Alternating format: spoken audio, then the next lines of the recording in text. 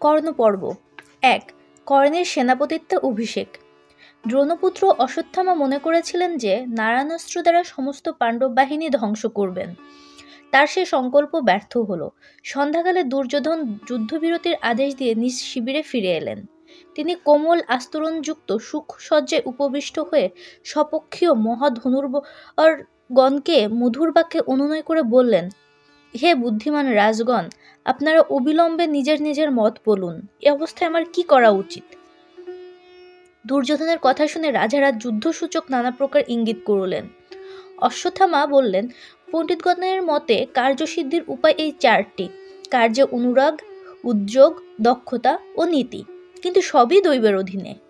আমাদের পক্ষে যে সকল অনুরক্ত, উদ্যোগী, দক্ষ ও নীতিজ্ঞ দেবতুল্য মহারথ ছিলেন, তারা হত হয়েছেন।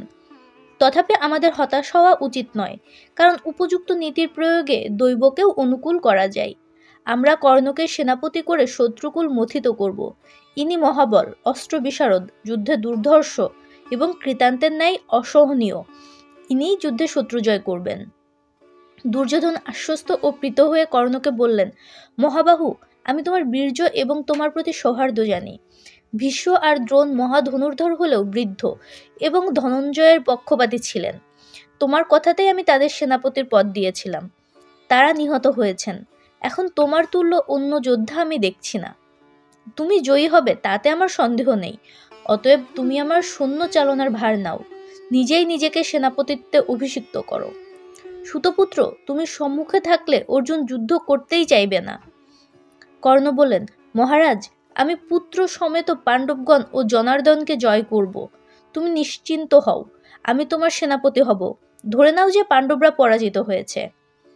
তারপর দুর্যোধন ও অন্যান্য রাজারা ক্ষৌম্য বস্ত্রে আচ্ছাদিত তাম্রময় আসনে কর্ণকে বসালেন এবং জলপূর্ণ স্বর্ণময় ও মৃন্ময় কুম্ভ এবং মণিমুক্তা ভূষিত গজদন্ত, গণ্ডার শৃঙ্গ ও মহাবৃষের শৃঙ্গে নির্মিত পাত্র দ্বারা শাস্ত্রবিধি অনুসারে অভিষিক্ত করলেন।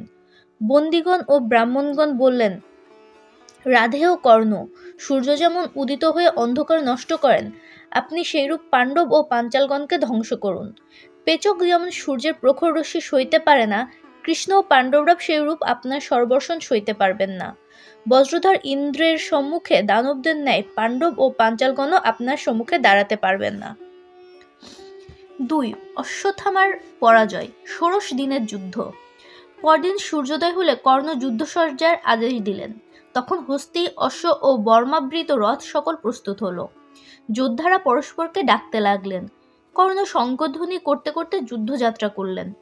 তার রথ শ্বেত পতাকায় ভূষিত এবং বহু ধনু, তুনীর, গদা, শতঘ্নি, শক্তিশূল, তোমর প্রভৃতি অস্ত্র সমন্বিত। রথধ্বজের উপর লাঞ্ছনাস্বরূপ গজ বন্ধন রজ্জু ছিল। বলাকা বর্ণ 4 অশ্ব সেই রথ বহন করে নিয়ে চলল।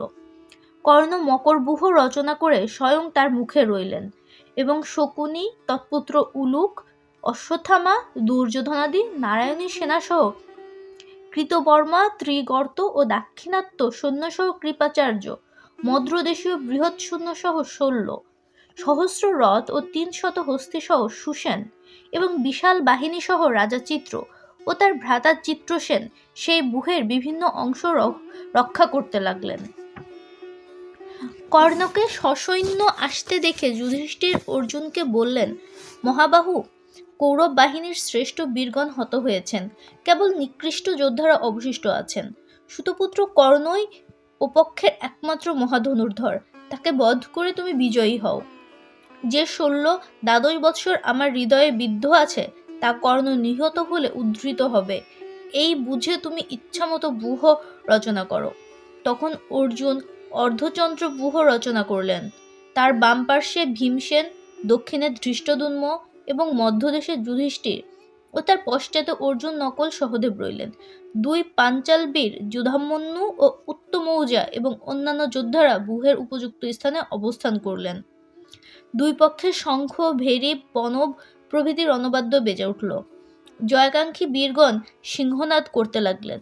অশ্বের হ্রেষা, হস্তির বৃহিত ধ্বনি এবং রথচক্রের ঘড়ঘড় শব্দে সর্বাধিক নিনাদিত হলো।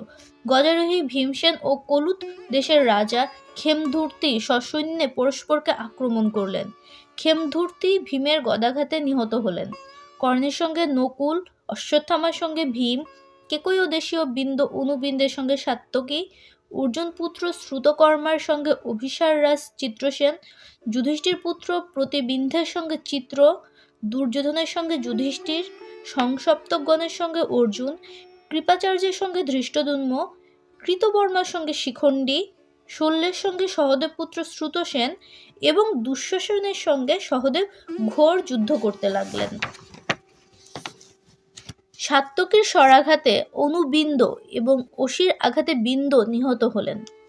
শ্রুতকর্মা ভল্লের আঘাতে চিত্রসেনের মস্তক ছেদন করলেন। প্রতিবিন্ধের তোমরের আঘাতে চিত্র নিহত হলেন। ভীমের প্রচণ্ড বল এবং অশ্বত্থামার আশ্চর্য অস্ত্রশিক্ষা দেখে আকাশচারী সিদ্ধচারণ মহর্ষি ও দেবগণ সাধু সাধু বলতে লাগলেন। কিছুক্ষণ যুদ্ধের পর অশ্বত্থামা ও ভীম পরস্পরের স্বরাঘাতে অচেতন হয়ে নিজ নিজ রথের মধ্যে পড়ে গেলেন। তাদের সারথীরা রথ সরিয়ে নিয়ে গেল। কিছুক্ষণ পরে অশ্বত্থামা পুনর্বার রণভূমিতে এসে অর্জুনকে যুদ্ধে আহ্বান করলেন। অর্জুন তখন সংসপ্তকদের সঙ্গে যুদ্ধ করছিলেন। কৃষ্ণ অশ্বত্থামার কাছে রথ নিয়ে গিয়ে বললেন, অশ্বত্থামা, আপনি স্থির হয়ে অস্ত্র প্রহার করুন এবং অর্জুনের প্রহার সহ্য করুন। উপজীবীদের ভর্তৃপিণ্ড শোধ করার এই সময়, অর্থাৎ যুদ্ধ করে আপনার অন্নদাতা কৌরবদের ঋণ শোধ করুন। ব্রাহ্মণদের বাদানুবাদ সূক্ষ্ম, কিন্তু ক্ষত্রিয়ের জয় পরাজয় স্থূল অস্ত্রে সাধিত হয়। আপনি মোহবশে অর্জুনের কাছে যে সৎকার চেয়েছেন তা পাবার জন্য স্থির হয়ে যুদ্ধ করুন, তাই হবে। এই বলে অশ্বত্থামা অনেকগুলো নারাজ নিক্ষেপ করে কৃষ্ণ ও অর্জুনকে বিদ্ধ করলেন।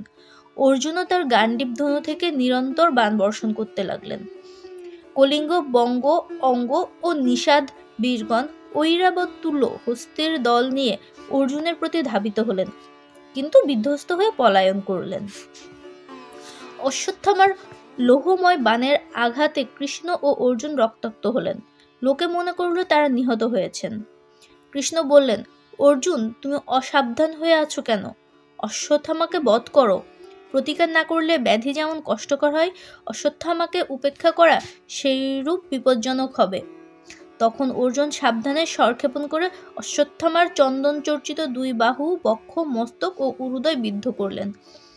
অশ্বত্থামার রথের অশ্ব সকল আহত হয়ে রথ নিয়ে সবেগে দূরে চলে গেল। অর্জুনের স্বরাঘাতে অভিভূত ও নিরুৎসাহ হয়ে অশ্বত্থামা আর যুদ্ধ করতে ইচ্ছা করলেন না।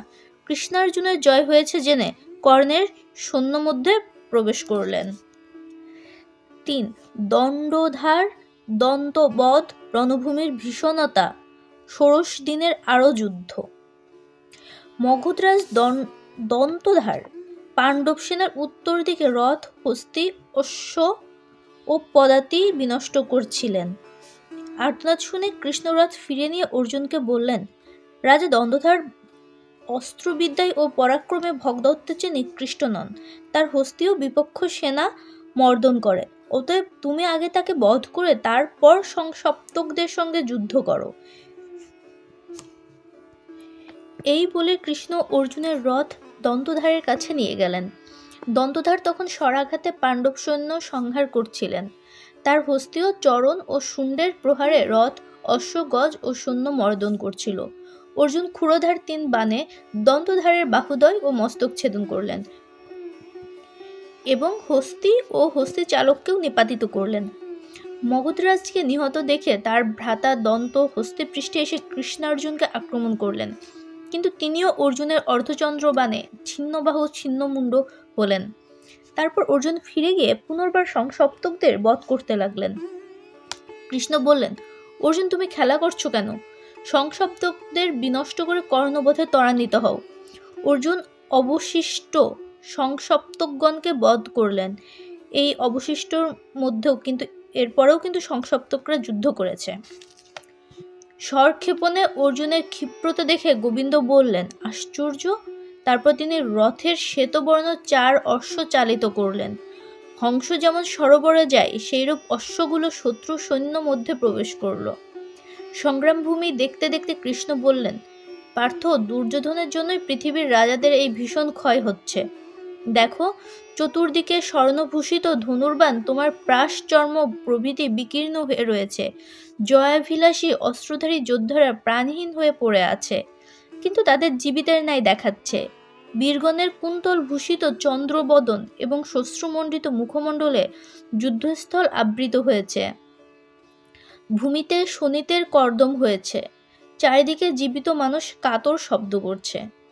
আত্মীয়রা অস্ত্র ত্যাগ করে সরোদনে জলসেক করে আহতদের পরিচর্যা করছে।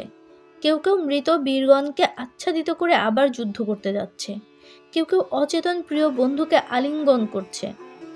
অর্জুন, তুমি এই মহাযুদ্ধে যে কর্ম করেছ তা তোমারই অথবা দেবরাজেরই যোগ্য। 4. পাণ্ডরাজ বধ, দুঃশাসনের পরাজয়, ষোড়শ দিনের আরো যুদ্ধ। লোকবিস্তৃত বীরশ্রেষ্ঠ পাণ্ডরাজ পাণ্ডব পক্ষে যুদ্ধ করেছিলেন।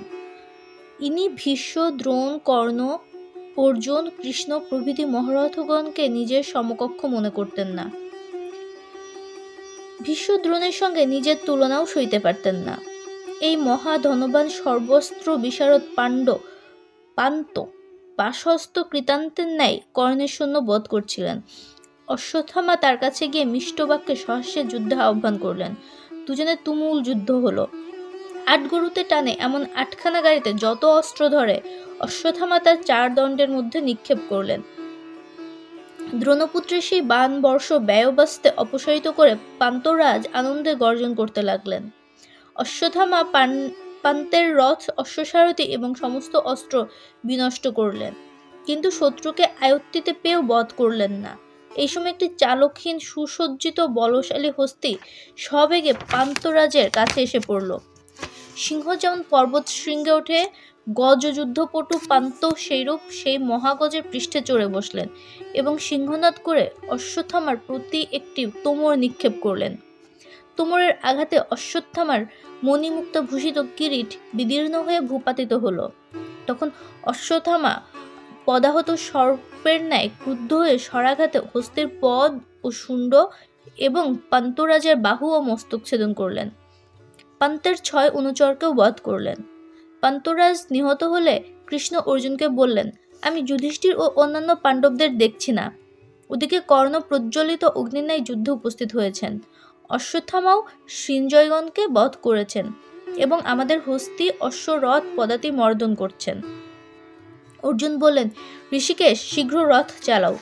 কৌরব ও পাণ্ডবগণ যুদ্ধে মিলিত হলেন। প্রাচ্য, দাক্ষিণাত্য, অঙ্গ, বঙ্গ, পুন্ড্র, মগধ, তাম্রলিপ্ত, মেকল, কোশল, মদ্র, দর্শন, নিষদ ও কলিঙ্গ দেশের গজযুদ্ধ বিশারদ যোদ্ধারা পাঞ্চাল সৈন্যের উপর অস্ত্র বর্ষণ করতে লাগলেন। সাত্যকী নারাচের আঘাতে বঙ্গরাজকে হস্তি থেকে নিপাতিত করলেন। নকুল অর্ধচন্দ্র বাণে অঙ্গরাজপুত্রের মস্তক ছেদন করলেন। পাণ্ডবগণের বাণ বর্ষণে বিপক্ষের বহু হস্তি নিহত হল। সহদেবের স্বরাঘাতে দুঃশাসন জ্ঞানহীন হয়ে পড়ে গেলেন। তার সারথি অত্যন্ত ভীত হয়ে রথ নিয়ে পালিয়ে গেল। 5. কর্ণের হস্তে নকুলের পরাজয়, যুযুৎসু প্রভৃতির যুদ্ধ, ষোড়শ দিনের আরো যুদ্ধ। নকুল কৌরব সেনা মথন করছেন দেখে কর্ণ ক্রুদ্ধ হয়ে বাধা দিতে এলেন। নকুল সহাস্যে তাকে বললেন, বহুদিন পরে দেবতারা আমাদের উপর সদয় হয়েছেন। তুমি আমার সমক্ষে এসেছ। পাপী, তুমিই সমস্ত অনর্থ, শত্রুতা ও কলহের মূল। আজ তোমাকে সমরে বধ করে কৃতার্থ ও বিগত জড় হব। কর্ণ বললেন, ওহে বীর, আগে তোমার পৌরুষ দেখাও, তারপর গর্ব করো। বৎস, বীরগণ কিছু না বলেই যথাশক্তি যুদ্ধ করেন, তুমিও তাই করো। তাই আমি তোমার দর্প চূর্ণ করব। তারপর নকুল ও কর্ণ পরস্পরের প্রতি প্রচণ্ড বাণ বর্ষণ করতে লাগলেন। দুই পক্ষের সৈন্য স্বরাঘাতে নিপীড়িত হয়ে দূরে সরে গিয়ে দর্শকের ন্যায় দাঁড়িয়ে রইল। কর্ণের বাণে সমস্ত আকাশ মেঘাবৃতের ন্যায় ছায়াময় হল। কর্ণ নকুলের 4 অশ্ব, রথ, পতাকা, গদা, খড়গ, চর্ম প্রভৃতি বিনষ্ট করলেন। নকুল রথ থেকে নেমে একটা পরিঘ নিয়ে দাঁড়ালেন। কর্ণের স্বরাঘাতে সেই পরিঘ নষ্ট হলো। তখন নকুল ব্যাকুল হয়ে পালাতে লাগলেন। কর্ণ বেগে পিছনে গিয়ে তার জ্যা সমত বৃহৎ ধনু নকুলের গলায় লাগিয়ে সহসে বললেন, তুমি যে মিথ্যা বাক্য বলেছিলে, এখন বারবার আহত হবার পর আবার তা বলো দেখি। বৎস, তুমি বলবান কৌরবদের সঙ্গে যুদ্ধ করো না, নিজের সমান যোদ্ধাদের সঙ্গে যুদ্ধ করো। আমার কাছে পরাজয়ের জন্য লজ্জিত হও না। মাতৃপুত্র, এখন গৃহে যাও, অথবা কৃষ্ণার্জুনের কাছে যাও। বীর ও ধর্মজ্ঞ কর্ণ নকুলকে বধ করতে পারেন, কিন্তু কুন্তির অনুরোধ স্মরণ করে মুক্তি দিলেন। দুঃখ সন্তপ্ত নকুল কলসে রুদ্র সর্পের ন্যায় নিঃশ্বাস ফেলতে ফেলতে যুধিষ্ঠিরের কাছে গিয়ে তার রথে উঠলেন। কর্ণ তখন পাঞ্চাল সৈন্যদের দিকে গেলেন। কিছুক্ষণ যুদ্ধের পর পাঞ্চাল সৈন্য বিধ্বস্ত হল।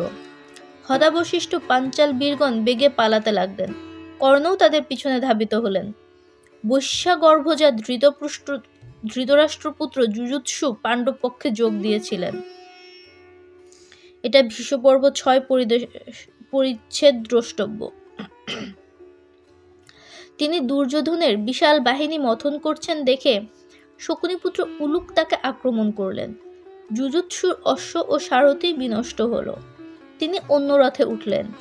বিজয়ী উলুক তখন পাঞ্চাল ও সৃঞ্জয়গণকে বধ করতে গেলেন। দুর্যোধন ভ্রাতা শ্রুতকর্মা নকুলপুত্র শতানিকের অশ্ব, রথ ও সারথি বিনষ্ট করলেন। শতানিক ভগ্ন রথে থেকেই একটি গদা নিক্ষেপ করলেন। তার আঘাতে শ্রুতকর্মারও অশ্বরথ সারথি বিনষ্ট হল। তখন রথহীন দুই বীর পরস্পরকে দেখতে দেখতে রণভূমি থেকে চলে গেলেন। ভীমের পুত্র সুতোষম শকুনির সঙ্গে যুদ্ধ করছিলেন। শকুনির শরাঘাতে সুতোষমের অশ্ব, সারথি, রথ ও ধনু প্রভৃতি নষ্ট হল। সুতোষম তখন ভূমিতে নেমে যমদন্ততুল্য খড়গ ঘোরাতে ঘোরাতে লাগলেন। যিনি 14 প্রকার মণ্ডলকারে বেগে বিচরণ করে ভ্রান্ত, উদ্ভ্রান্ত, আবিদ্ধ, আপ্লুত, বিপ্লুত, শ্রিত, সম্পাদ, সমুর্দিন প্রভৃতি গতি দেখালেন। শকুনির তীক্ষ্ণ ক্ষুর প্রের আঘাতে সুতোষমের খড়গ দ্বিখণ্ড করলেন। সুতোষম তার হস্তধৃত খড়গাংশ নিক্ষেপ করে শকুনের ধ্বনি ছেদন করলেন। তারপর শকুনি অন্য ধনু নিয়ে পাণ্ডব সৈন্যের অভিমুখে ধাবিত হলেন। কৃপাচার্যের সঙ্গে ধৃষ্টদ্যুম্নের যুদ্ধ হচ্ছিল। কৃপের শরাঘাতে আহত ও অবসন্ন হয়ে ধৃষ্টদ্যুম্ন ভীমের কাছে চলে গেলেন।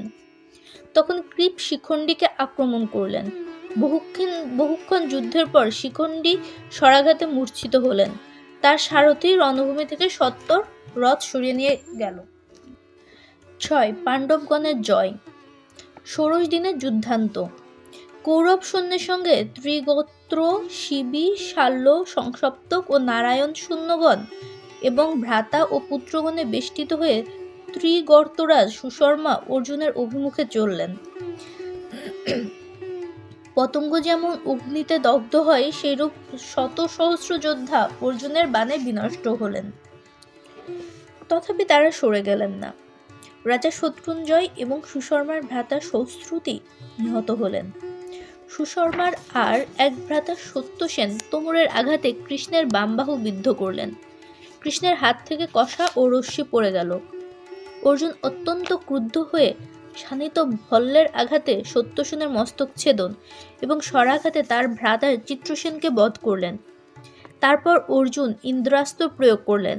তা থেকে বহু সহস্র বাণ নির্গত হয়ে শত্রুবাহিনী ধ্বংস করতে লাগল। কৌরবপক্ষীয় প্রায় সকল সৈন্য যুদ্ধে বিমুখ হয়ে পালিয়ে গেল। রণভূমির অন্যদিকে যুধিষ্ঠির ও দুর্যোধন পরস্পরের প্রতি বাণ বর্ষণ করছিলেন। যুধিষ্ঠির দুর্যোধনের 4 অশ্ব ও সারথি বধ করে তার রথধ্বজ, ধনু ও খড়গ ভূপাতিত করলেন। দুর্যোধন বিপন্ন হয়ে রথ থেকে লাফিয়ে নামলেন। তখন কর্ণ, অশ্বত্থামা, কৃপ প্রভৃতি তাকে রক্ষা করতে এলেন। পাণ্ডবগণ যুধিষ্ঠিরের কাছে এসে তাকে বেষ্টন করলেন। দুই পক্ষে ভয়ঙ্কর যুদ্ধ হতে লাগলো। রণভূমিতে শত সহস্র কবন্ধ উত্থিত হল। কর্ণ পাঞ্চালগণকে, ধনঞ্জয় ত্রিগর্তগণকে এবং ভীমসেন কুরুসৈন্য ও সমস্ত হস্তি সৈন্য বধ করতে লাগলেন। দুর্যোধন পুনর্বার যুধিষ্ঠিরের সঙ্গে যুদ্ধরত হলেন এবং দুজনে বৃষের ন্যায় গর্জন করে পরস্পরকে শরাঘাতে ক্ষতবিক্ষত করলেন। অবশেষে কলহের অন্ত করবার জন্য দুর্যোধন গদা হস্তে ধাবিত হলেন। যুধিষ্ঠির প্রজ্বলিত উল্কার ন্যায় দীপ্যমান একটি বৃহৎ শক্তি অস্ত্র দুর্যোধনের প্রতি নিক্ষেপ করলেন। সেই অস্ত্রে দুর্যোধনের মর্মস্থান বিদ্ধ হল। তিনি মোহগ্রস্ত হয়ে পড়ে গেলেন। ভীম নিজের প্রতিজ্ঞা স্মরণ করে বললেন, মহারাজ, দুর্যোধন আপনার বদ্ধ নয়। তখন যুধিষ্ঠির যুদ্ধে নিবৃত্ত হলেন। কর্ণের সঙ্গে সাত্যকীর যুদ্ধ হচ্ছিল। সায়ংকালে কৃষ্ণার্জুন যথাবিধি আহ্নিকৃত ও শিব পূজা করে কৌরব সেনার দিকে এলেন। তখন দুর্যোধন, অশ্বত্থামা, কৃতবর্মা, কর্ণ প্রভৃতির সঙ্গে অর্জুন, সাত্যকী ও অন্যান্য পাণ্ডব পক্ষীয় বীরগণের ঘোর যুদ্ধ হতে লাগলো। অর্জুনের বাণবর্ষণে কৌরব সৈন্য বিধ্বস্ত হলো। কিছুকাল পরে সূর্য অস্তা চলে গেলেন। অন্ধকার ও ধূলিতে সমস্তই দৃষ্টির অগোচর হলো। রাত্রি যুদ্ধের ভয়ে কৌরব যুদ্ধগণও তাদের সেনা অপসারিত করেন। বিজয়ী পাণ্ডবগণ হৃষ্টমনে শিবিরে ফিরে গেলেন। তারপর রুদ্রের ক্রীড়াভূমি তুল্য সেই ঘোর রণাস্থলে রাক্ষস, পিশাচ ও শাবকগণ দলে দলে আসতে লাগল। ৭. কর্ণ দুর্যোধন শল্য সংবাদ। শত্রুর হস্তে পরাজিত, প্রহৃত ও বিধ্বস্ত হয়ে কৌরবগণ ভগ্নদন্ত হতবিষ পদাহত সর্পের ন্যায় শিবিরে ফিরে এসে মন্ত্রণা করতে লাগলেন। কর্ণ হাতে হাত ঘষে দুর্যোধনকে বললেন, মহারাজ, অর্জুন দৃঢ়, দক্ষ ও ধৈর্যশালী। আবার কৃষ্ণ তাকে কালোপযোগী মন্ত্রণা দিয়ে থাকেন। আজ সে অতর্কিতে অস্ত্র প্রয়োগ করে আমাদের বঞ্চিত করেছে, কিন্তু কাল আমি তার সকল সংকল্প নষ্ট করব। পরদিন প্রভাতকালে কর্ণ দুর্যোধনকে বললেন, আজ আমি হয় অর্জুনকে বধ করব, নতুবা তার হাতেই নিহত হব। আমি আর অর্জুন এ পর্যন্ত নানা দিকে ব্যাপৃত ছিলাম, সেজন্য আমাদের যুদ্ধে মিলনই হয়নি। আমাদের পক্ষের প্রধান বীরগণ হত হয়েছেন। ইন্দ্রদত্ত শক্তি অস্ত্রও আর আমার নেই। তথাপি অস্ত্রবিদের শৌর্যে ও জ্ঞানে সব্যসাচী আমার সমকক্ষ নয়। যে ধনুর দ্বারা ইন্দ্র দৈত্যগণকে জয় করেছিলেন, ইন্দ্র যে ধনু পরশুরামকে দিয়েছিলেন, যার দ্বারা পরশুরাম 21 বার পৃথিবী জয় করেছিলেন, যা পরশুরাম আমাকে দান করেছেন, বিজয় নামক সেই ভয়ঙ্কর দিব্যধনু গান্ডীব ধনু অপেক্ষা উৎকৃষ্ট। সেই ধনুর দ্বারা আমি যুদ্ধে অর্জুনকে বধ করব। কিন্তু যে যে বিষয়ে আমি অর্জুনের তুলনায় হীন, তাও আমার অবশ্য বলা উচিত। অর্জুনের ধনুতে দিব্য যা আছে, তার 2 অক্ষয় তুনির আছে। আবার গোবিন্দ তার সারথি ও রক্ষক। তার অগ্নিদত্ত দিব্য অচ্ছেদ্য রথ আছে। তার অশ্বসকল মনের ন্যায় দ্রুতগামী, এবং রথধ্বজের উপর যে বানর আছে তাও ভয়ঙ্কর। এই সকল বিষয়ে আমি অর্জুন অপেক্ষা হীন, তথাপি তার সঙ্গে আমি যুদ্ধ করতে ইচ্ছা করি। শল্য কৃষ্ণের সমান। তিনি যদি আমার সারথি হন, তবে নিশ্চয়ই তোমার বিজয় লাভ হবে। আরো বহু শকট আমার বাণ ও নারাজ বহন করে চলুক। উত্তম অশ্বযুক্ত বহু রথ আমার পশ্চাতে থাকুক। শল্যের সমান অশ্বত্থ তত্ত্বজ্ঞ কেউ নেই। তিনি আমার সারথি হলে ইন্দ্রাদি দেবগণও আমার সম্মুখ হতে পারবেন না।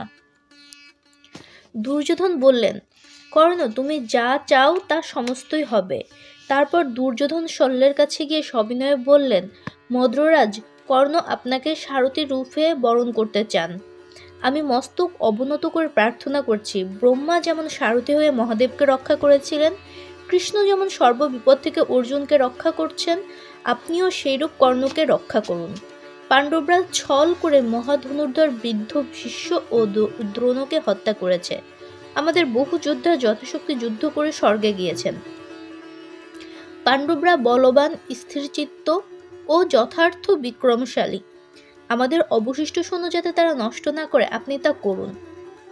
আমাদের সেনার প্রধান বীরগণ নিহত হয়েছেন।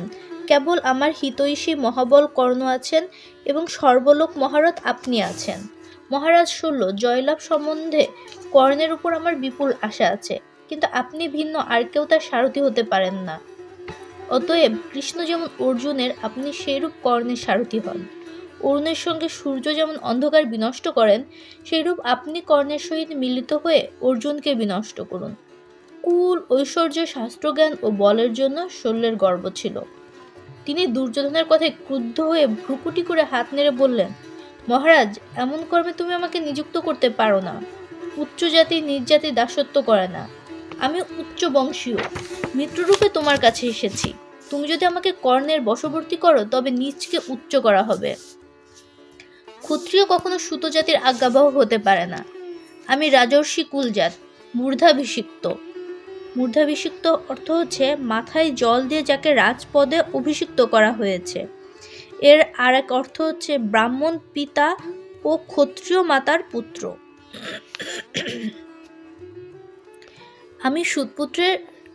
আমি রাজর্ষি কুলজাত, মূর্ধাভিষিক্ত মহারাজ বলে খ্যাত। বন্দিগণ আমার স্তুতি করে। আমি সুতপুত্রের সারথ্য করতে পারি না। দুর্যোধন, তুমি আমায় অপমান করছো। কর্ণকে আমার চেয়ে শ্রেষ্ঠ মনে করছো। কর্ণ আমার 16 ভাগের 1 ভাগও নয়। আমি সামান্য লোক নই। তোমার পক্ষে যোগ দিতে আমি স্বয়ং আসিনি। অপমানিত হয়ে আমি যুদ্ধ করতে পারি না। গান্ধারীর পুত্র, অনুমতি দাও, আমি গৃহে ফিরে যাই। এই কথা বলে শল্য রাজাদের মধ্য থেকে উঠে গমনে উদ্যত হলেন। তখন দুর্যোধন সসম্মানে শল্যকে ধরে সবিনয়ে মিষ্ট বাক্যে বললেন, মদ্রেশ্বর শল্য, আপনি যা বললেন তা যথার্থ, কিন্তু আমার অভিপ্রায় শুনুন। কর্ণ বা অন্য কোনো রাজা আপনার চেয়ে শ্রেষ্ঠ নন। কৃষ্ণও আপনার বিক্রম সইতে পারবেন না। আপনি যুদ্ধের শত্রুদের শল্যস্বরূপ, সেজন্যই আপনার নাম শল্য। রাধেয় কর্ণ বা আমি আপনার অপেক্ষা বীর্যবান নই। তথাপি আপনাকে যুদ্ধের সারথি রূপে বরণ করছি, কারণ আমি কর্ণকে অর্জুন অপেক্ষা অধিক মনে করি এবং লোকে আপনাকে বাসুদেব অপেক্ষা অধিক মনে করে।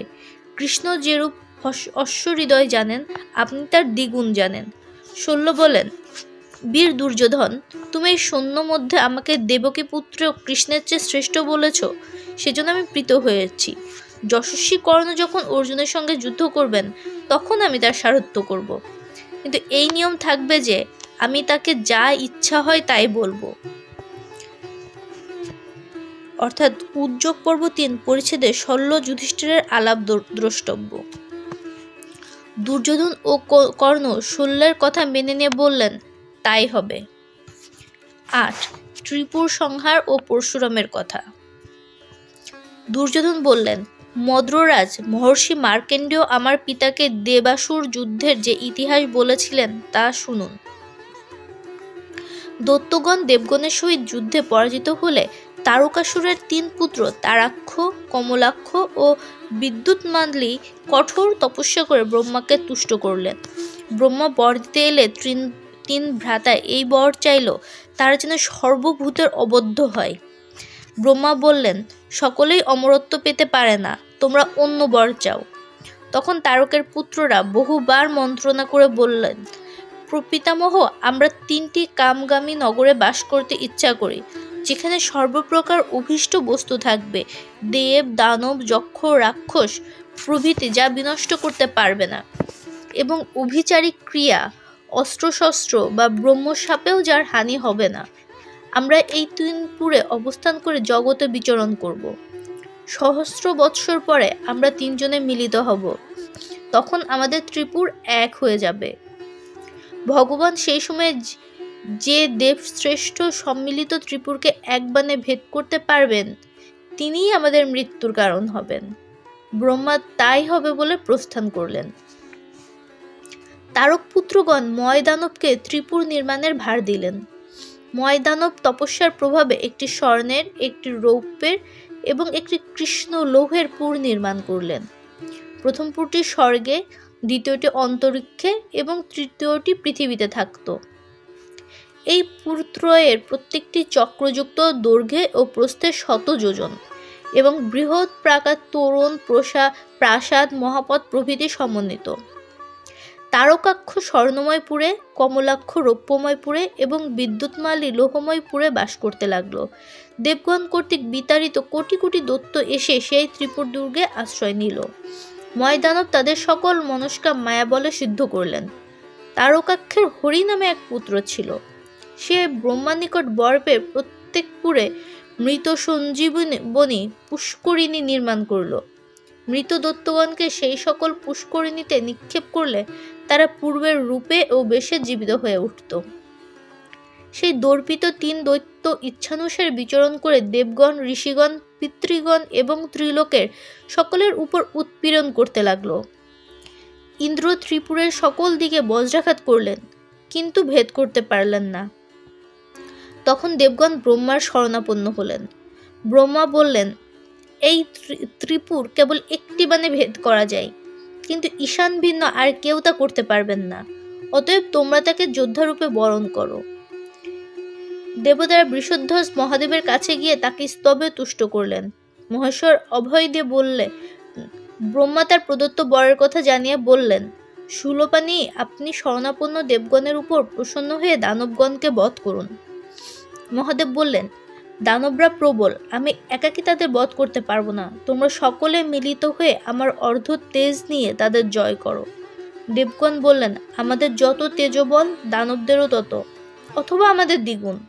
মহাদেব বললেন, সেই পাপীরা তোমাদের কাছে অপরাধী, সেজন্য সর্বপ্রকারে বদ্ধ। তোমরা আমার তেজবলের অর্ধেক নিয়ে শত্রুদের বধ করো।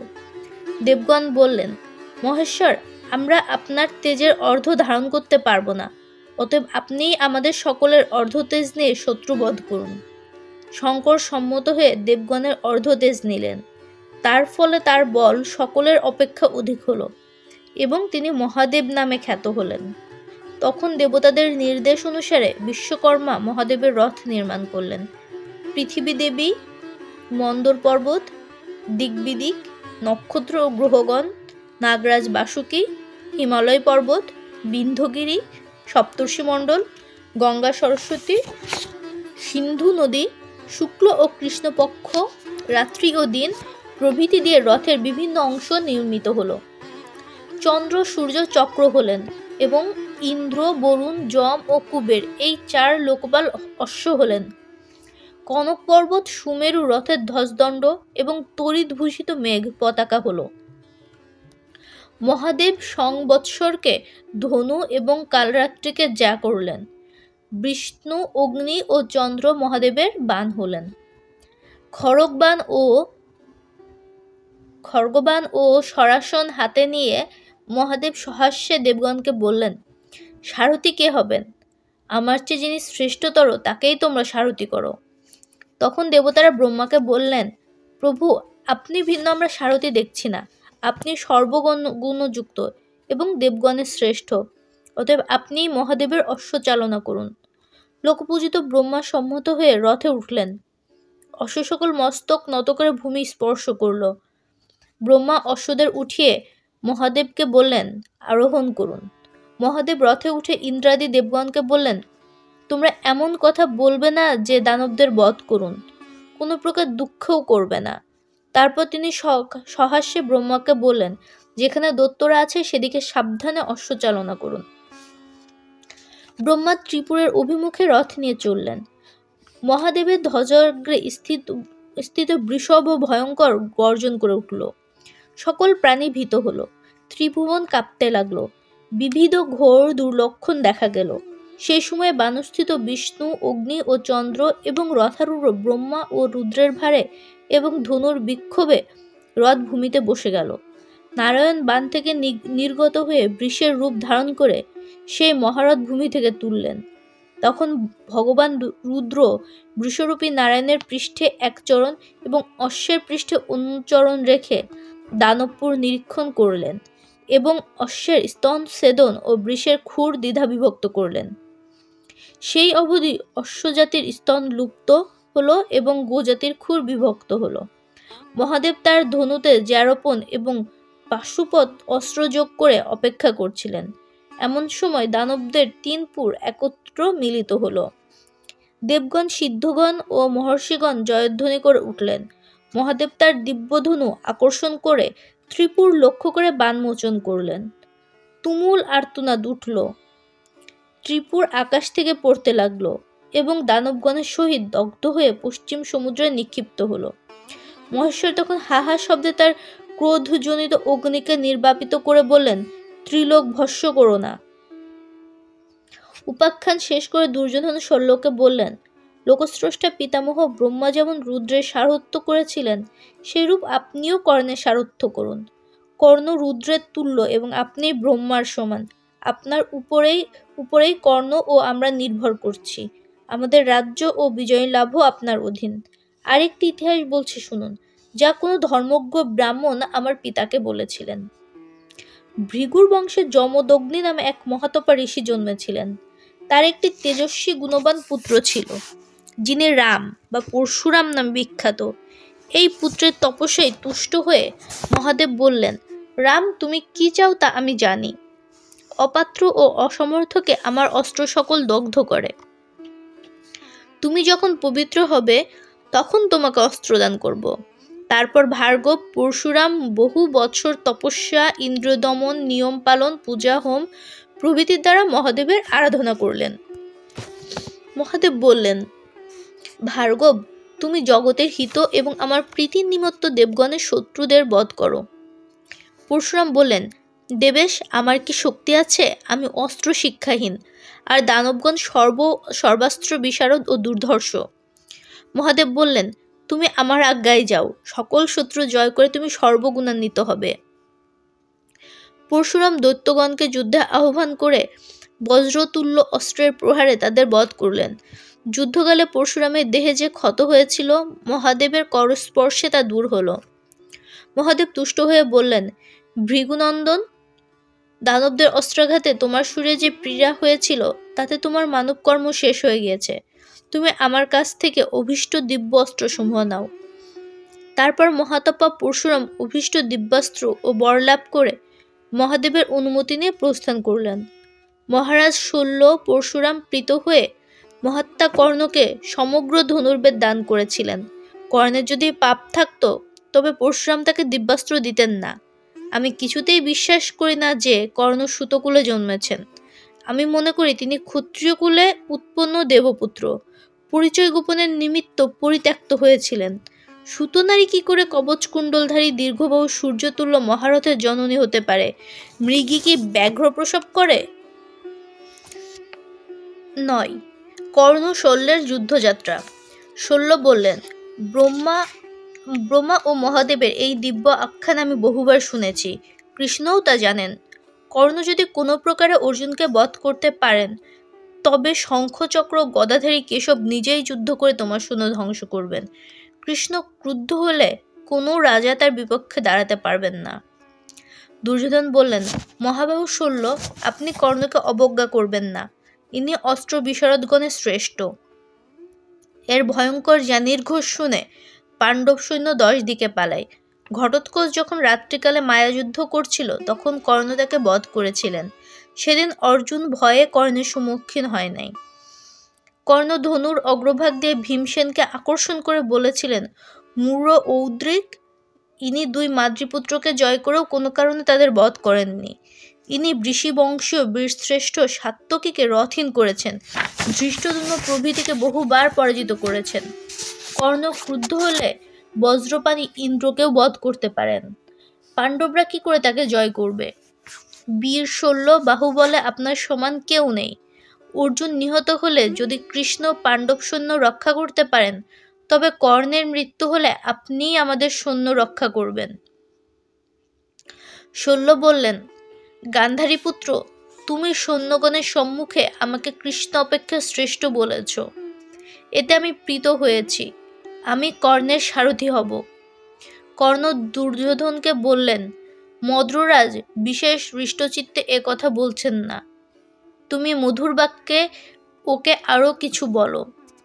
দুর্যোধন মেঘ গম্ভীর স্বরে শল্যকে বললেন, পুরুষ ব্যাঘ্র, কর্ণ আজ যুদ্ধে আর সকলকে বিনষ্ট করে অর্জুনকে বধ করতে ইচ্ছা করেন। আমি বারবার প্রার্থনা করছি আপনি তার অশ্ব চালনা করুন। কৃষ্ণ যেমন পার্থের সচিব ও সারথি, আপনিও সেইরূপ সর্বপ্রকারে কর্ণকে রক্ষা করুন। শল্য তুষ্ট হয়ে দুর্যোধনকে আলিঙ্গন করে বললেন, রাজা, তোমার যা কিছু প্রিয় কার্য সে সমস্তই আমি করব, কিন্তু তোমাদের হিতকামনায় আমি কর্ণকে প্রিয় বা অপ্রিয় যে কথা বলবো তা কর্ণকে আর তোমাকে সইতে হবে। কর্ণ বললেন, মদ্ররাজ, ব্রহ্মা যেমন মহাদেবের, কৃষ্ণ যেমন অর্জুনের, সেইরূপ আপনি সর্বদা আমাদের হিতে রত থাকুন। শল্য কর্ণকে বললেন, আত্মনিন্দা, আত্মপ্রশংসা, পরনিন্দা ও পরস্তুতি এই চতুর্বিধ কার্য সর্জনের অকর্তব্য। তথাপি তোমার প্রত্যয়ের জন্য আমি নিজের প্রশংসা বাক্য বলছি।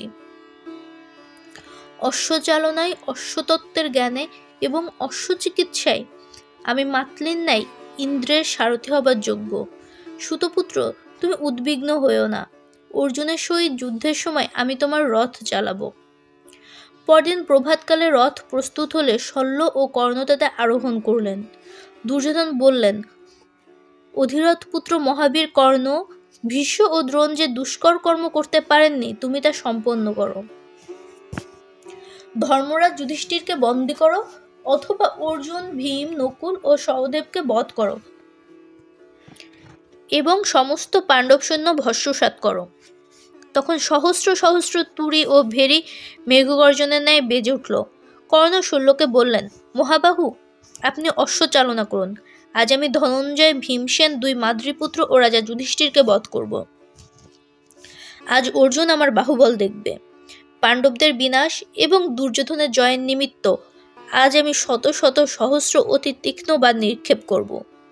শল্য বললেন, সুতপুত্র, পাণ্ডবরা মহাধনুর্ধর, তুমি তাদের অবজ্ঞা করছো কেন? যখন তুমি বজ্রনাথ তুল্য গান্ডীবের নির্ঘোষ শুনবে, তখন আর এমন কথা বলবে না। যখন দেখবে যে পাণ্ডবগণ বাণ বর্ষণ করে আকাশ মেঘাচ্ছন্নের ন্যায় ছায়াময় করেছেন, ক্ষিপ্রহস্তে শত্রুসৈন্য বিদীর্ণ করছেন, তখন আর এমন কথা বলবে না। শল্যের কথা অগ্রাহ্য করে কর্ণ বললেন, চলুন। 10. কর্ণ ও শল্যের কলহ। কর্ণ যুদ্ধ করতে যাচ্ছেন দেখে কৌরবগণ হৃষ্ট হলেন। সেই সময় ভূমিকম্প, উল্কাপাত, বিনামেঘে বজ্রপাত, কর্ণের অশ্ব সকলের পদস্থলন, আকাশ হতে অস্থি বর্ষণ প্রভৃতি নানা রকমের দুর্নিমিত্ত দেখা গেল। কিন্তু দৈববশে মোহগ্রস্ত কৌরবগণ সে সকল গ্রাহ্য করলেন না। কর্ণের উদ্দেশ্যে জয়ধ্বনি করতে লাগলেন। অভিমানের দর্পে ও ক্রোধে যেন জ্বলে উঠে কর্ণ শল্যকে বললেন, আমি যখন ধনু হাতে নিয়ে রথে থাকি, তখন বজ্রপাণি ক্রুদ্ধ ইন্দ্রকেও ভয় করি না। ভীষ্ম প্রমুখ বীরগণের পতন দেখেও আমার স্থৈর্য নষ্ট হয় না। আমি জানি যে কর্ম অনিত্য, সেজন্য ইহলোকের কিছুই চিরস্থায়ী নয়। আচার্য দ্রোণের নিধনের পর কোন লোক নিঃসংশয়ে বলতে পারে যে কাল সূর্যোদয়ের সময় সে বেঁচে থাকবে? মদ্ররাজ, আপনি 70 পাণ্ডব, পাঞ্চাল ও সৃঞ্জয়গণের দিকে রথ নিয়ে চলুন। আমি তাদের যুদ্ধে বধ করব, অথবা দ্রোণের ন্যায় যমলোকে যাব। পরশুরাম আমাকে এই ব্যাঘ্র চর্মাবৃত উত্তম রথ দিয়েছেন। এর চক্রে শব্দ হয় না। এতে 3টি স্বর্ণময় কোষ এবং 3টি রজতময় দণ্ড আছে। 4টি উত্তম অশ্ব এর বাহন। বিচিত্র ধনু, ধ্বজ, গদা, ভয়ঙ্কর স্বর, উজ্জ্বল অসি ও অন্যান্য অস্ত্র এবং ঘোর শব্দকারী শুভ্র শঙ্খও তিনি আমাকে দিয়েছেন। এই রথে আরূঢ় থেকে আজ আমি অর্জুনকে মারব, কিংবা সর্বহর মৃত্যু যদি তাকে ছেড়ে দেন, তবে আমি ভীষ্মের পথে যমলোকে যাব। শল্য বললেন, কর্ণ, থামো থামো, আর আত্মপ্রশংসা করো না। তুমি অতিরিক্ত ও অযোগ্য কথা বলছো। কোথায় পুরুষ শ্রেষ্ঠ ধনঞ্জয়, আর কোথায় পুরুষাধম তুমি? অর্জুন ভিন্ন আর কে ইন্দ্রপুরীর তুল্য দ্বারকা থেকে কৃষ্ণ ভগিনী সুভদ্রাকে হরণ করতে পারেন? কোন পুরুষ কিরাতবেশী মহাদেবকে যুদ্ধে আহ্বান করতে পারেন? তোমার মনে পড়ে কি, ঘোষযাত্রার সময় যখন গন্ধর্বরা দুর্যোধনকে ধরে নিয়ে যাচ্ছিল, তখন অর্জুনই তাকে উদ্ধার করেছিলেন। সেই যুদ্ধে প্রথমেই তুমি পালিয়েছিলে এবং পাণ্ডবগণই কলহপ্রিয় ধৃতরাষ্ট্র পুত্রগণকে মুক্তি দিয়েছিলেন। তোমরা যখন সসৈন্য ভীষ্ম, দ্রোণ ও অশ্বত্থামার সঙ্গে বিরাটের গরু চুরি করতে গিয়েছিলে, তখনই অর্জুন তোমাদের জয় করেছিলেন। তুমি তাকে জয় করনি কেন? সুতপুত্র, ঘোর যুদ্ধ আসন্ন হয়েছে। যদি পালিয়ে না যাও, তবে আজ তুমি মরবে। কর্ণ অত্যন্ত ক্রুদ্ধ হয়ে শল্যকে বললেন, হয়েছে হয়েছে, অর্জুনের এত প্রশংসা করছেন কেন? সে যদি যুদ্ধে আজ আমাকে জয় করতে পারে, তবেই আপনার প্রশংসা সার্থক হবে। তাই হবে বলে শল্য আর উত্তর দিলেন না। কর্ণের ইচ্ছানুসারে রথ চালনা করলেন। পাণ্ডব সৈন্যের নিকটে এসে কর্ণ বললেন, অর্জুন কোথায়? অর্জুনকে যে দেখিয়ে দেবে, আমি তার অভীষ্ট পূরণ করব। তাকে একটি রত্নপূর্ণ শকট দেব, অথবা 100 দুগ্ধবতী গাভী ও কাংসের দোহন পাত্র দিব, অথবা 100 গ্রাম দেব। সে যদি চায়, তবে শালঙ্কারা, গীত, বাদ্য নিপুণা 100 সুন্দরী যুবতী, বা অস্থির রথ, অশ্ব বা ভারবাহী বৃষ, অথবা যে কোনো বস্তু তার কাম্য তা দিব। কর্ণের কথা শুনে দুর্যোধন ও তার অনুচরগণ হৃষ্ট হলেন। শল্য হাস্য করে বললেন, সুতপুত্র, তোমাকে হস্তি বা সুবর্ণ বা গাভী কিছুই দিতে হবে না। তুমি পুরস্কার না দিয়েই ধনঞ্জয়কে দেখতে পাবে। পূর্বে মূর্খের ন্যায় বিস্তর ধন তুমি অপাত্রে দান করেছ। তাতে বহুবিধ যজ্ঞ করতে পারতে। তুমি বৃথা কৃষ্ণার্জুনকে বধ করতে যাচ্ছ। একটি শৃগাল 2 সিংহকে বধ করেছে, এ আমরা শুনিনি। গলায় পাথর বেঁধে সমুদ্রে সাঁতার অথবা পর্বতের উপর থেকে পড়বার ইচ্ছা যেমন, তোমার ইচ্ছাও তেমন। যদি মঙ্গল চাও তবে সমস্ত যোদ্ধা এবং ভুজবদ্ধ সৈন্যে সুরক্ষিত হয়ে ধনঞ্জয়ের সঙ্গে যুদ্ধ করতে যেও। যদি বাঁচতে চাও তবে আমার কথায় বিশ্বাস করো। কর্ণ বললেন, বাহুবলে নির্ভর করে অর্জুনের সঙ্গে যুদ্ধ করতে ইচ্ছা করি। আপনি মিত্ররূপী শত্রু, তাই আমাকে ভয় দেখাতে চান।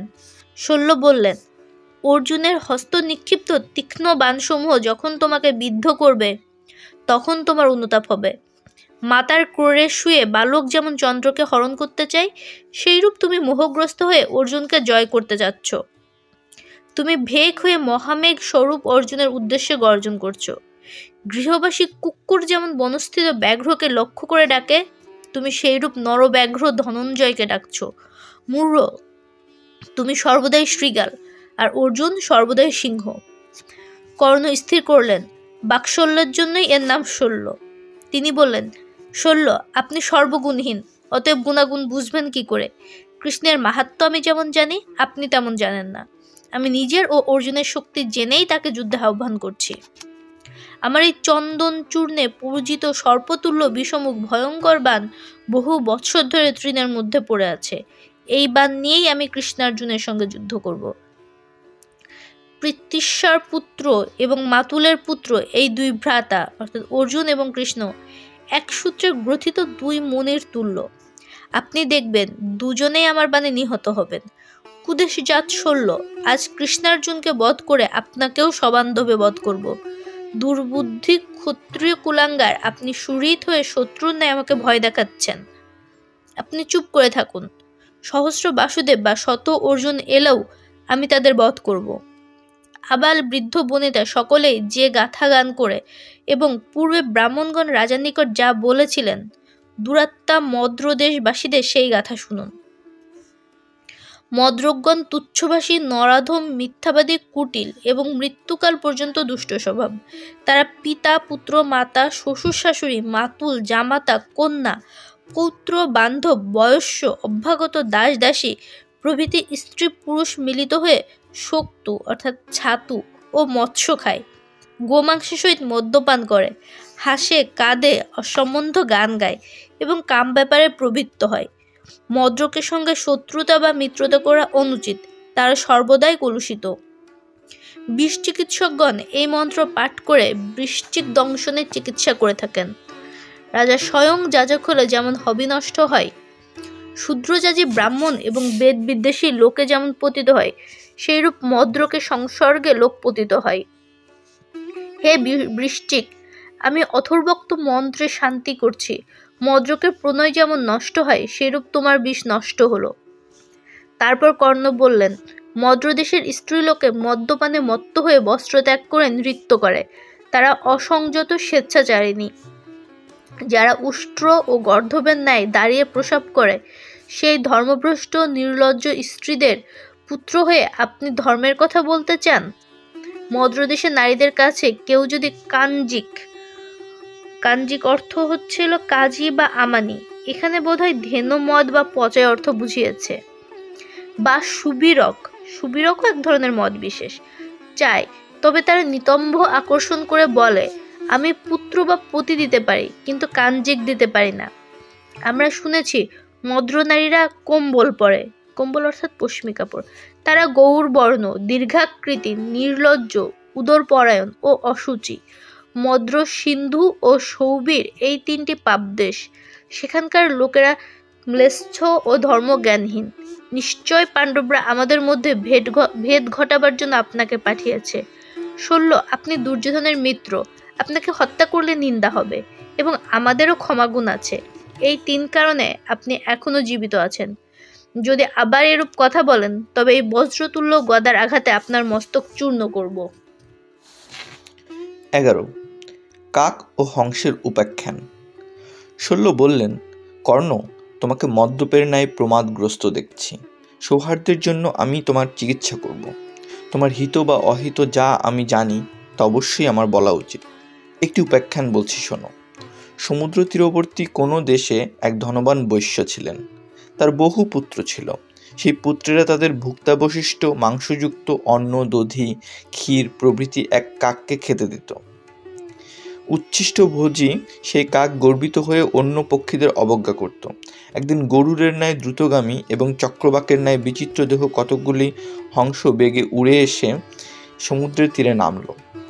বৈশ্যপুত্রেরা কাককে বলল, বিহঙ্গম, তুমি ওই হংসদের চেয়ে শ্রেষ্ঠ। তখন সেই উচ্ছিষ্ট ভোজী কাক সগর্বে হংসদের কাছে গিয়ে বলল, চলো আমরা উড়ব। হংসেরা বলল, আমরা মানস সরোবরে থাকি, ইচ্ছানুসারে সর্বত্র বিচরণ করি, বহু দূর যেতে পারি, সেজন্য পক্ষীদের মধ্যে আমরা বিখ্যাত। দুর্মতি, তুমি কাক হয়ে কি করে আমাদের সঙ্গে উঠবে? কাক বলল, আমি 100 প্রকার ওড়বার পদ্ধতি জানি এবং প্রত্যেক পদ্ধতিতে বিচিত্র গতিতে শতযোজন যেতে পারি। আজ আমি উড্ডিন, অবডিন, প্রডিন, দিন, নিডিন, সংডিন, তীর্যগডিন, পরিডিন প্রভৃতি বহু প্রকার গতিতে উড়ব। তোমরা আমার শক্তি দেখতে পাবে। বলো, এখন কোন গতিতে আমি উড়ব? তোমরাও আমার সঙ্গে উড়ে চলো। একটি হংস হাস্য করে বলল, সকল পক্ষী যে গতিতে ওড়ে আমি সেই গতিতেই উড়ব, অন্য গতি জানি না। রক্তচক্ষু কাক, তোমার যেমন ইচ্ছা সেই গতিতে উড়ে চলো। হংস ও কাক পরস্পর প্রতিদ্বন্দ্বিতা করে উঠতে লাগলো। হংস একই গতি এবং কাক বহু প্রকার গতি দেখাতে চলল। হংস নীরব রইল। দর্শকদের বিস্মিত করবার জন্য কাক নিজের গতির বর্ণনা করতে লাগলো। অন্যান্য কাকেরা হংসদের নিন্দা করতে করতে একবার বৃক্ষের উপর উড়ে বসলো, আবার নিচে নেমে এলো। হংস মৃদু গতিতে উড়ে কিছুকাল কাকের পেছনে রইল। তারপর দর্শক কাকদের উপহাস শুনে বেগে সমুদ্রের উপর দিয়ে পশ্চিম দিকে উড়ে চলল। কাক শ্রান্ত ও ভীত হয়ে ভাবতে লাগলো, কোথাও দ্বীপ বা বৃক্ষ নেই, আমি কোথায় নামবো? হংস পিছনে ফিরে দেখলো কাক জলে পড়ছে। তখন সে বলল, কাক, তুমি বহু প্রকার গতির বর্ণনা করেছিলে, কিন্তু এই গুহ্য গতির কথা তো বলনি। তুমি পক্ষ ও চঞ্চু দিয়ে বারবার জল স্পর্শ করছো, এই গতির নাম কি? পরিশ্রান্ত কাক জলে পড়তে পড়তে বলল, হংস, আমরা কাক রূপে সৃষ্ট হয়েছি। কাকা রব করে বিচরণ করি। প্রাণ রক্ষার জন্য আমি তোমার শরণ নিলাম, আমাকে সমুদ্রের তীরে নিয়ে চলো। প্রভু, আমাকে বিপদ থেকে উদ্ধার করো। যদি ভালোই ভালোই নিজের দেশে ফিরতে পারি তবে আর কাউকেই অবজ্ঞা করব না। কাকের এই বিলাপ শুনে হংস কিছু না বলে তাকে পা দিয়ে উঠিয়ে তুলে নিল এবং দ্রুত বেগে উড়ে তাকে সমুদ্র তীরে রেখে অভীষ্ট দেশে চলে গেল। উপাখ্যান শেষ করে শল্য বললেন, কর্ণ, তুমি সেই উচ্ছিষ্ট ভোজী কাকের তুল্য। ধৃতরাষ্ট্র পুত্রদের উচ্ছিষ্টে পালিত হয়ে তোমার সমান এবং তোমার অপেক্ষা শ্রেষ্ঠ সকল লোককে তুমি অবজ্ঞা করে থাকো। কাক যেমন শেষকালে বুদ্ধি করে হংসের শরণ নিয়েছিল, তুমিও তেমন কৃষ্ণার্জুনের শরণ নাও। 12. কর্ণের সাপ বৃত্তান্ত। কর্ণ বললেন, কৃষ্ণ ও অর্জুনের শক্তি আমি যথার্থ রূপে জানি, তথাপি আমি নির্ভয় তাদের সঙ্গে যুদ্ধ করব। কিন্তু ব্রাহ্মণ শ্রেষ্ঠ পরশুরাম আমাকে যে শাপ দিয়েছিলেন তার জন্যই আমি উদ্বিগ্ন হয়ে আছি। পূর্বে আমি দিব্যাস্ত্র শিক্ষার জন্য ব্রাহ্মণের ছদ্মবেশে পরশুরামের নিকট বাস করতাম। একদিন গুরুদেব আমার উরুতে মস্তক রেখে নিদ্রা যাচ্ছিলেন। সেই সময়ে অর্জুনের হিতকামী দেবরাজ ইন্দ্র এক বিকট কীটের রূপ ধারণ করে আমার উরু বিদীর্ণ করলেন। সেখান থেকে অত্যন্ত রক্তস্রাব হতে লাগলো, কিন্তু গুরুর নিদ্রাভঙ্গের ভয়ে আমি নিশ্চল হয়ে রইলাম। জাগরণের পর তিনি আমার সহিষ্ণুতা দেখে বললেন, তুমি ব্রাহ্মণ নও, সত্য বলো তুমি কে? তখন আমি নিজে যথার্থ পরিচয় দিলাম। পরশুরাম ক্রুদ্ধ হয়ে আমাকে এই শাপ দিলেন, সুত, তুমি কপট উপায়ে আমার কাছে যে অস্ত্র লাভ করেছ, কার্যকালে তা তোমার স্মরণ হবে না। মৃত্যুকাল ভিন্ন অন্য সময় মনে পড়বে, কারণ বেদমন্ত্রযুক্ত অস্ত্র অব্রাহ্মণের নিকট স্থায়ী হয় না। তারপর কর্ণ বললেন, আজ যে তুমুল সংগ্রাম আসন্ন হয়েছে তাতে সেই অস্ত্রই আমার পক্ষে পর্যাপ্ত হতো, কিন্তু আজ আমি অন্য অস্ত্র স্মরণ করছি যার দ্বারা অর্জুন প্রভৃতি শত্রুকে নিপাতিত করব। আজ আমি অর্জুনের প্রতি যে ব্রাহ্মাস্ত্র নিক্ষেপ করব তার শক্তি ধারণাতীত। যদি আমার রথচক্র গর্তে না পড়ে তবে অর্জুন আজ মুক্তি পাবে না। মদ্ররাজ, পূর্বে অষ্টাভ্যাসকালে অসাবধানতার ফলে আমি এক ব্রাহ্মণের হোমধেনুর বৎসকে স্বরাঘাতে বধ করেছিলাম। তার জন্য তিনি আমাকে শাপ দিয়েছিলেন, যুদ্ধকালে তোমার মহাভয় উপস্থিত হবে এবং রথচক্র গর্তে পড়বে। আমি সেই ব্রাহ্মণকে বহু ধেনু, বৃষ, হস্তি, দাসী, সুসজ্জিত গৃহ এবং আমার সমস্ত ধন দিতে চেয়েছিলাম, কিন্তু তিনি প্রসন্ন হলেন না। শল্য, আপনি আমার নিন্দা করলেও সৌহার্দ্যের জন্য এসব কথা বললাম। আপনি জানবেন যে কর্ণ ভয় পাবার জন্য জন্মগ্রহণ করেনি, বিক্রম প্রকাশ ও যশলাভের জন্যই জন্মেছে।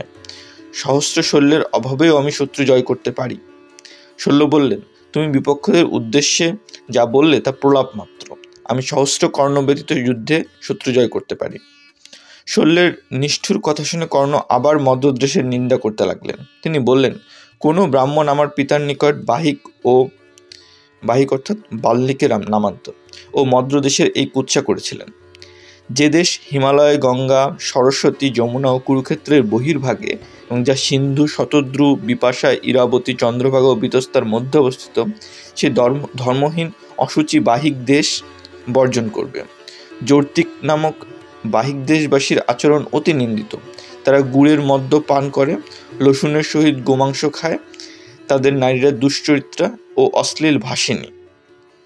আরট্য নামক বাহিকগণ মেষ, উষ্ট্র ও গর্ধবের দুগ্ধ পান করে এবং জারজ পুত্র উৎপাদন করায়।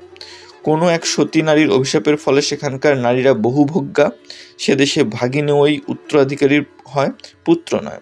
পাঞ্চনদ প্রদেশের আরট্যগণ কৃতঘ্ন, পরাশাপহারী, মদ্যপ, গুরুপত্নীগামী, নিষ্ঠুরভাষী, গোঘাতক। তাদের ধর্ম নেই, অধর্মই আছে। শল্য বললেন, কর্ণ, তুমি যে দেশের রাজা, সেই অঙ্গ দেশের লোকে আতুরকে পরিত্যাগ করে, নিজের স্ত্রী পুত্র বিক্রয় করে। কোনো দেশের সকল লোকই পাপাচরণ করে না। এমন অনেক সচ্চরিত্র যে দেবতারাও তেমন নন। তারপর দুর্যোধন এসে মিত্ররূপে কর্ণকে এবং স্বজনরূপে শল্যকে কলহ থেকে নিবৃত্ত করলেন। কর্ণ হাস্য করে শল্যকে বললেন, এখন রথ চালান।